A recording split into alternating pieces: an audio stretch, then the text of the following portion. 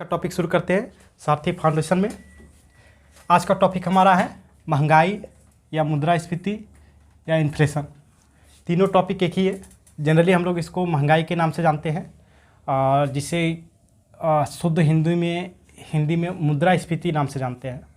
अब इसको हम लोग कम्प्लीटली कवर करने का प्रयास करेंगे। कम्प्लीटली कवर करने का मतलब है कि इसके जितने भी एस्पेक्ट्स बन सकते हैं उसको संक्षेप में कवर करने का प्रयास करेंगे और चाहेंगे कि हर एक टॉपिक बिंदु इसमें शामिल हो जाए एक ही वीडियो में। तो चलिए शुरू करते हैं। सबसे पहले इसका अर्थ जानते हैं। अर्थ का मतलब होता है कि इसको संक्षेप में इसका कॉन्क्रीट जो अंदर के तत्व हैं उसको संक्षेप में बताना। तो इसका अर्थ है कि मुद्रा के क्रय शक्ति में जब कमी आ जाए। क्रय शक्ति में कमी का मतलब क्या है? मान लिया जाए आप 10 रुपये में 10 आलू पहले खरीद पा रहे थे, लेकिन अब 10 रुपये में 2 आलू मिल रहा है। तो इसका मतलब है कि क्रय शक्ति में, मुद्रा के क्रय शक्ति में कमी आ गई। शक्ति में कमी आ गई। ये देखिए 10 आलू अब 2 आलू खरीद रहे हैं। तो इससे क्या क्या कहेंगे कि आलू महंगा हो गया, ये कह सकते हैं, या फिर मुद्रा ही सस्ता हो गया। इसका वैल्यू, मुद्रा का वैल्यू, 10 रुपये का वैल्यू गिर गया। तो जनरली हम लोग दोनों टर्म यूज करते हैं इसके लिए। इसको दो फॉर्म में हम लोग देख सकते हैं। या तो कहेंगे कि आलू का दाम बढ़ गया, आलू ही महंगा हो गया, या फिर मुद्रा का मूल्य घट गया। इसको डेप्रिसिएशन के रूप में जानते हैं। तो इसका एक संक्षिप्त परिभाषा के रूप में देख लिए, एक एग्जाम्पल के रूप में देख लिए। अब इसके कारणों को देखते हैं कि आखिरकार ये बढ़ता ही क्यों है। आखिरकार ये मुद्रास्फीति है, बढ़ता ही क्यों है। लेकिन इसको देखने से पहले थोड़ा प्रभावों को देख लेते हैं, ताकि प्रभावों से पता चले कि ये हमारे दैनिक जीवन में किस तरह से जुड़ा हुआ है। अगर इसके प्रभाव को हम लोग देखेंगे तो हम लोग देखेंगे कि पूरे हमारे जीवन से हर तरह से जुड़ा हुआ है, जिसके कारण इसको फिर गहराई से जानने की आवश्यकता होगी। तो चलिए थोड़ा प्रभावों को पहले देख लेते हैं, कारणों से पहले।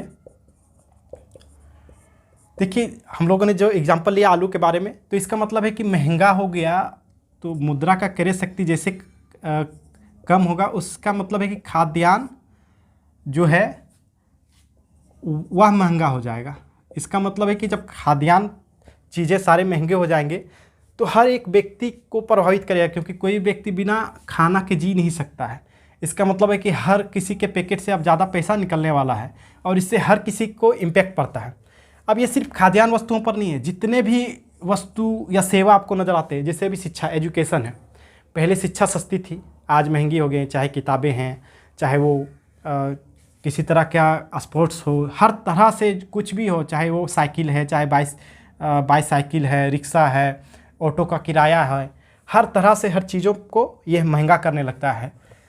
अब यह महंगाई के बारे में तो जान गए हम लोग पहला प्रभाव के रूप में। दूसरा प्रभाव यह है कि निवेश जो है वह हतोत्साहित हो जाता है। जैसे कि हम लोग जानते हैं, एक कॉमन एग्जांपल लेते हैं। कोई व्यक्ति मार्केट में अगर जाता है, अगर कोई कहे कि 5 रुपये केजी आलू है और कल तक वो 50 रुपये केजी आलू बिक रहा था,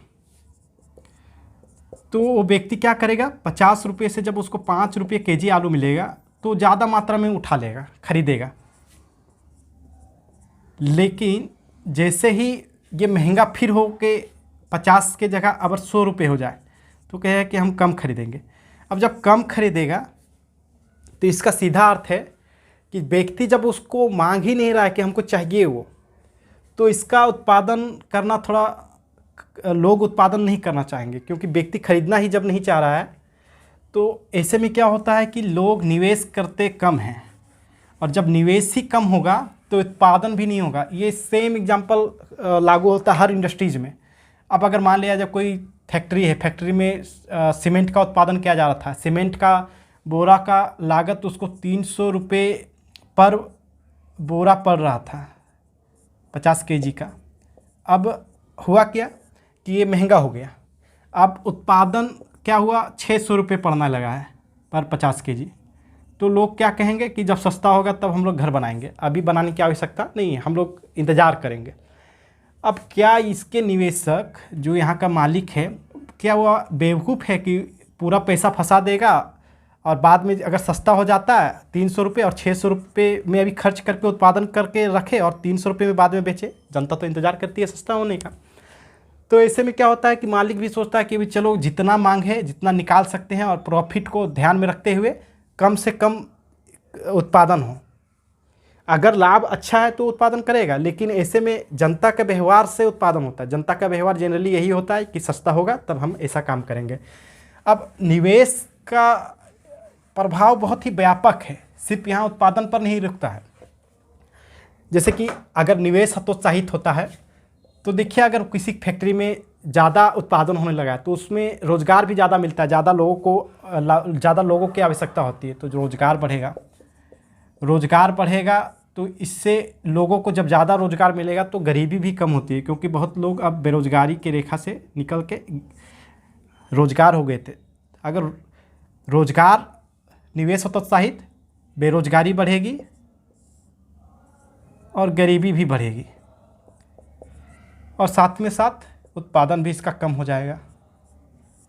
अब जब उत्पादन कम होगा तो हम लोग जानते हैं कि एक देश के लिए जब उत्पादन कम हो रहा है तो इसमें दो तरह के प्रभाव पड़ते हैं। पहला तो जीडीपी कम हो जाएगा, कारण यह है कि एक साल में जितने भी उत्पादित वस्तु होता है, उस फाइनल गुड्स होते हैं, अंतिम वस्तु, उसका मूल्य होता है, तो उसका मूल्य तो अब कम हो जाएगा, तो जीडीपी भी कम हो गया। और दूसरा प्रभाव ये होगा कि जब उत्पादन कम हो जाएगा तो लोग जो है काफ़ी एक दूसरे से संघर्ष करने लगे हैं, क्योंकि जीवन जो है संसाधनों पर आधारित है। अब संसाधन ही सीमित हो जाएंगे तो लोग आपस में ही लड़ेंगे और इससे स्ट्रगल ज़्यादा बढ़ जाएगा। तीसरा प्रभाव हम लोग देखते हैं, महिलाओं की स्थिति में भी गिरावट होती है। कारण यह है कि हम लोग जानते हैं कि जैसे ही महंगाई हो गई तो घर में अब एक सीमित रकम है खर्च करने के लिए। अब सीमित रकम है तो वह किस पर खर्च करेगा? हम लोग जानते हैं कि बेटा को वरीयता दिया जाता है, क्योंकि उस बहुत सारे धारणाएं हैं समाज में कि बेटी जो है वह संपत्ति का धारण नहीं करती है और बेटा ही सारे चीज़ करेंगे। तो इस कारण से महिलाओं की स्थिति में भी गिरावट आएगी और साथ में साथ शिक्षा भी हतोत्साहित होगा। और ऐसा भी संभव है कि जब काफ़ी महंगाई बढ़ जाए तो उन्हें हर तरह से स्वास्थ्य से भी वंचित कर दिया जाए। नेक्स्ट बिंदु देखते हैं हम लोग अपराध के बारे में। जैसे कि मान लिया जाए कि कोई व्यक्ति, सबका तो एक कुछ ज़रूरतें होती हैं, अब व्यक्ति का जो ज़रूरत है अगर वो भी पूरा ना हो पाए तो लोग अपराध की तरफ भागते हैं, सोचते हैं कि हम कम से कम सर्वाइव करें। जैसे कि सभी लोग जानते हैं कि जीवन जीने के लिए, अपने अस्तित्व को एग्जिस्टेंस बनाने के लिए कोई भी व्यक्ति कुछ भी कर सकता है। यह एक यथार्थवादी घटना है। तो ऐसे में यह भी संभावना है कि मान लिया जाए बहुत ही महंगाई बढ़ गई तो ऐसे में हर चीज़ जब अस्त व्यस्त हो जाएगा तो अपराध भी बढ़ेगा डेफिनेटली। और इसका एक उदाहरण के रूप में हम लोग देख सकते हैं कि कोविड-19 के दौरान में सारा लॉकडाउन लगा हुआ था और वैसे में जैसे कि गतिविधियां सीमित हो गई थी, वहाँ मुद्रास्फीति का रोल नहीं था, लेकिन अर्थव्यवस्था जब सीमित हुई तो लोग, जैसे ही लॉकडाउन खुला, अपराधों में बहुत तेज़ी से वृद्धि हुई। तो इसका एक एग्जाम्पल है कि जैसे ही अर्थव्यवस्था सीमित होती है अपराधों में भी वृद्धि हो जाती है और ये अपराध हिंसात्मक होते हैं। अपराधों का मतलब है कि एक आर्थिक अपराध भी होता है जिसमें लोगों को आर्थिक रूप से लूट लिया जाता है, जैसे कि साइबर क्राइम के थ्रू पैसा किसी से लूट लिया गया, लेकिन इसमें जो है फिजिकल वायलेंस भी शामिल है। एक नेक्स्ट प्रभाव है, जनता का रोष बढ़ने लगता है इससे। कारण ये है कि जब जनता संकट में है तो जनता का गुस्सा भी बढ़ेगा और इससे क्या होता है कि जनता, हम लोग अभी लोकतंत्र में रह रहे हैं तो लोकतंत्र में हर 5 साल में लोगों का मन जानने के लिए, राय जानने के लिए कि आप किस सरकार को चुनना चाहते हैं, तो सरकार को बदलने की शक्ति भी है। तो ऐसे में क्या होता है कि सरकार का इस दौरान तख्ता पलट भी हो सकता है। लोकतंत्र में क्या होता है कि कई साधन हैं अपने रोज़ को व्यक्त करने के, जैसे कि प्रश्नकाल है, चाहे फिर अविश्वास प्रस्ताव है। तो ऐसे में तख्ता पलट होता है। अभी हाल में हम लोग ब्रिटेन में देखे हैं कि ऋषि सनक को गद्दी इसलिए मिली क्योंकि इससे पहले की जो प्रधानमंत्री थी वह महंगाई को कंट्रोल करने में असमर्थ हो गई थी। अब नेक्स्ट हम लोग देखते हैं इसी में कि ये एक प्रभाव के रूप में काफ़ी आता है कि आयात सस्ता हो जाता है। जब घर में ही सामान महंगा है तो मुद्रास्फीति के कारण आयात सस्ता हो जाता है। जैसे अब किसी दूसरे हमारे देश में अभी एक अंडा जो है 6 रुपये पीस मिल रहा है, यह उत्पादन लागत है हमारा और प्रॉफिट जोड़ के। लेकिन सोचिए कि किसी दूसरे देश में वो 4 रुपये में ही बन के तैयार हो जा रहा है। हमारे यहाँ मुद्रास्फीति के कारण लागत बढ़ गया है। अब ये 4 रुपये में जब तैयार हुआ है तो जब हमारा देश इससे ये देश दूसरा देश C2 C1 में जब कंट्री 1 और कंट्री 2 हमारा ये मान लिया भारत है, तो यहाँ पर जब बेचेगा तो 5 रुपये में बेच के प्रॉफिट कमा लेगा। तो इससे में क्या होगा कि आयात सस्ता होगा और लोग 6 रुपये में लेने के बजाय 5 रुपये में लेना ज़्यादा पसंद करेंगे। तो क्या होगा, आयात हमारा बढ़ सकता है। और ऐसे में क्या होगा कि जब आयात बढ़ेगा तो घरेलू जो उत्पादन है और भी हतोत्साहित हो जाएगा, क्योंकि घर का सामान बिकेगा ही नहीं। तो ऐसे में और भी नौकरी और रोज़गार छीन जाएंगे।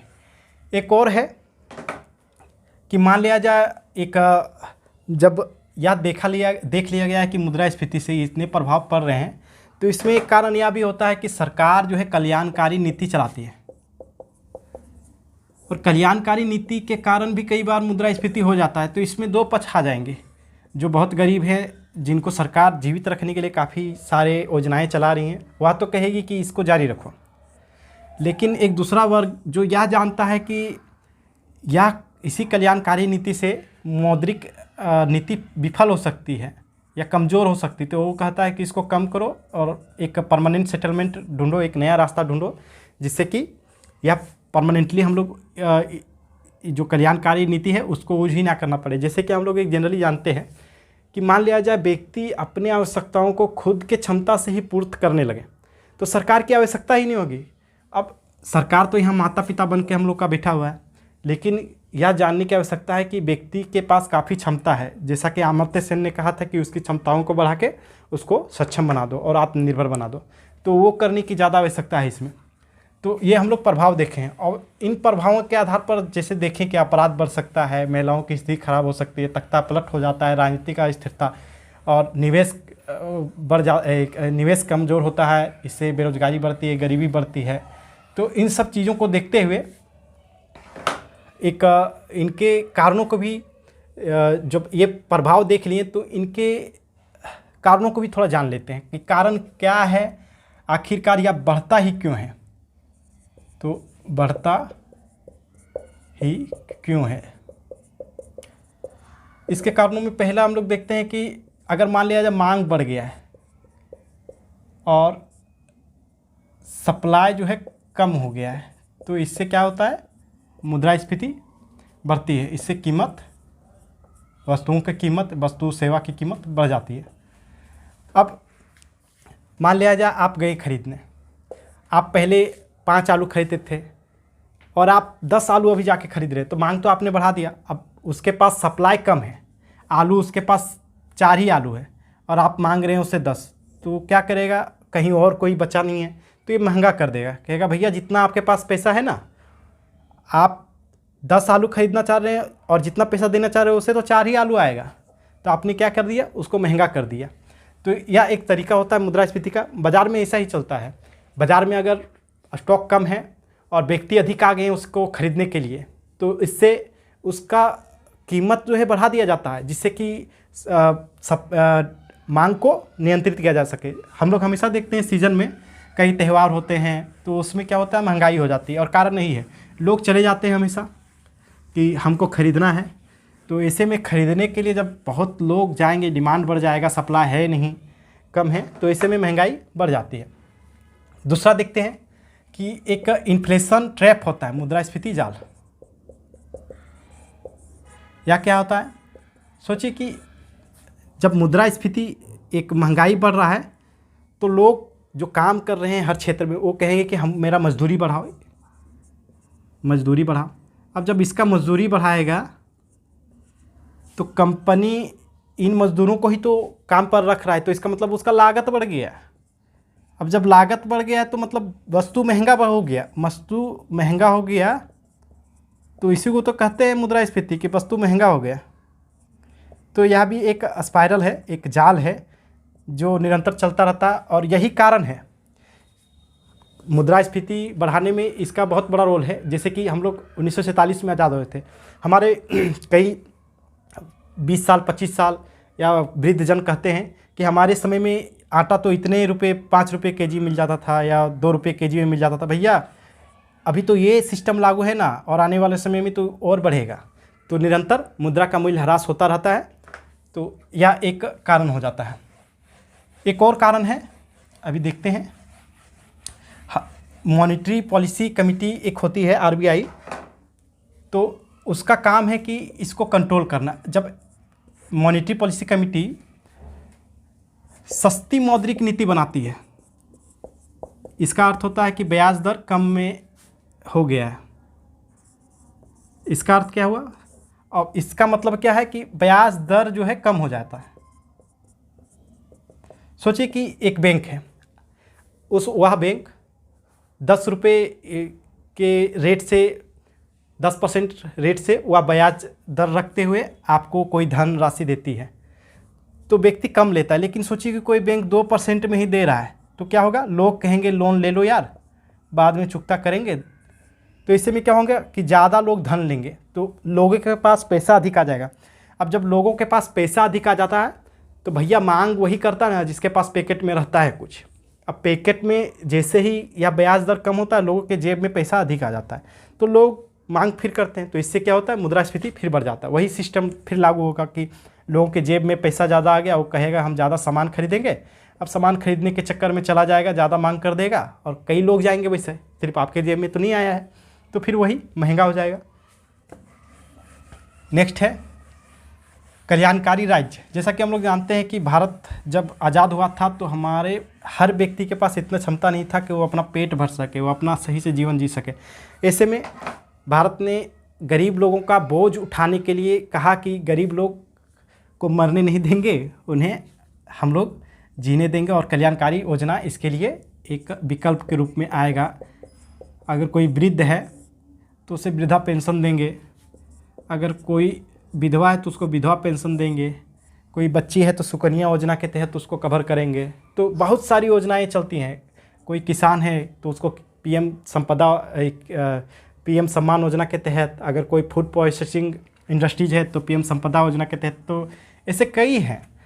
तो जब ये कल्याणकारी योजना के थ्रू सरकार क्या करते हैं, जनता को प्रत्यक्ष लाभ दे देते हैं।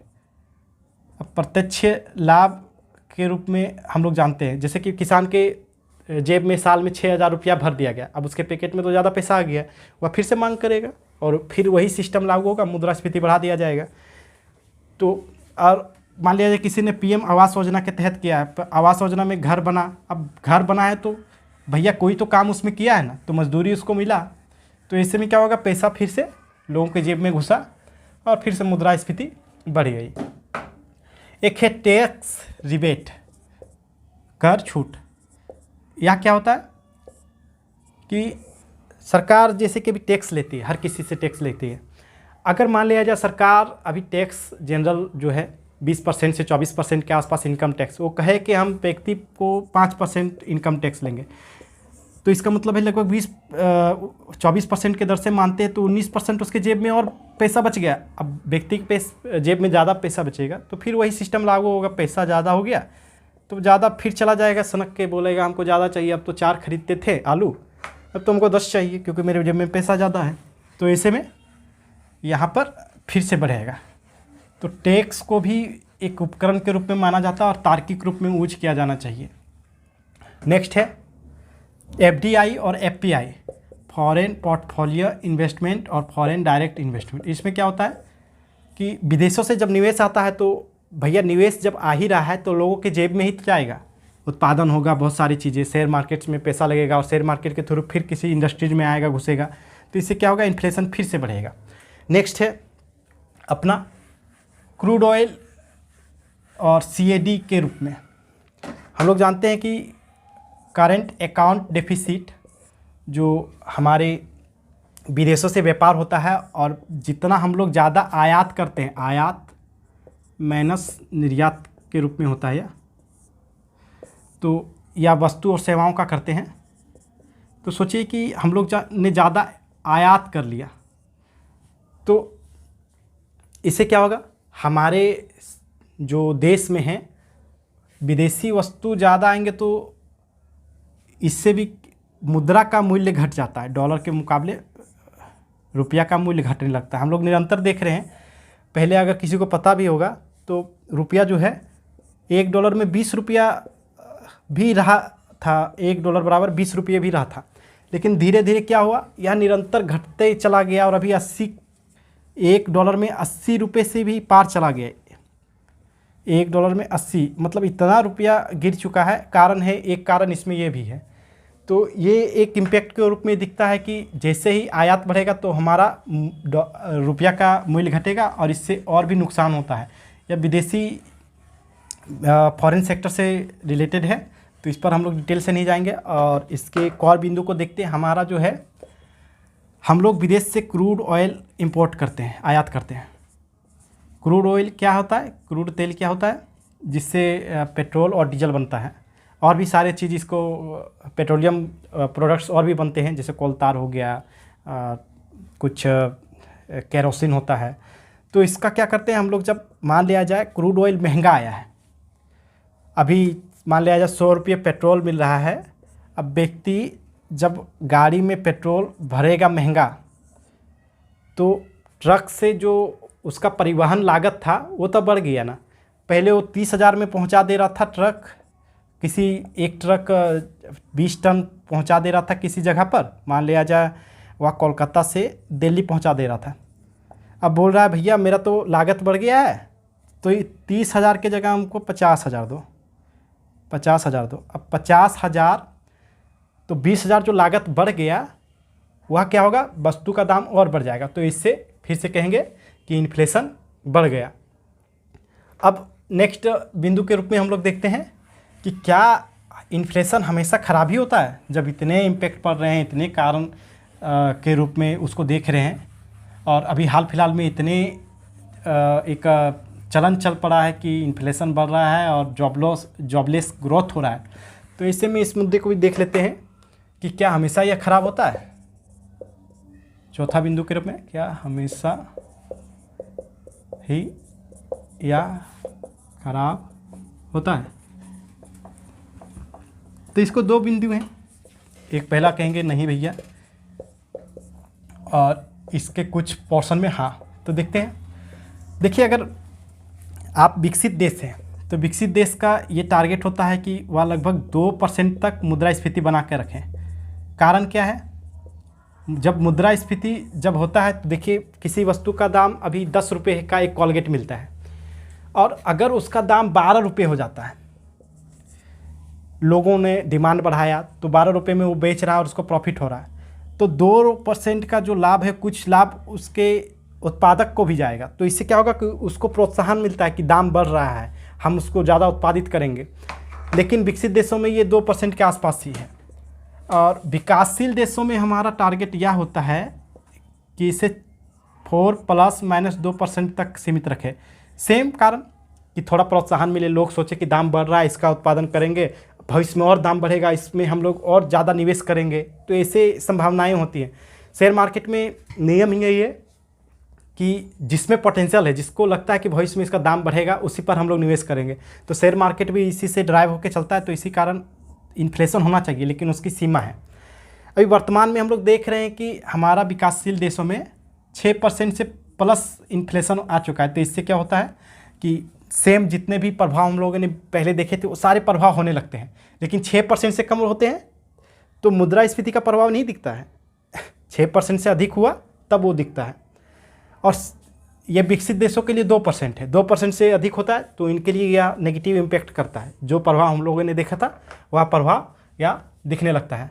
तो जब 6% से अधिक होगा तो उत्पादन महंगा होगा और उससे फिर लोगों को बहुत ही समस्याओं का सामना करना पड़ता है।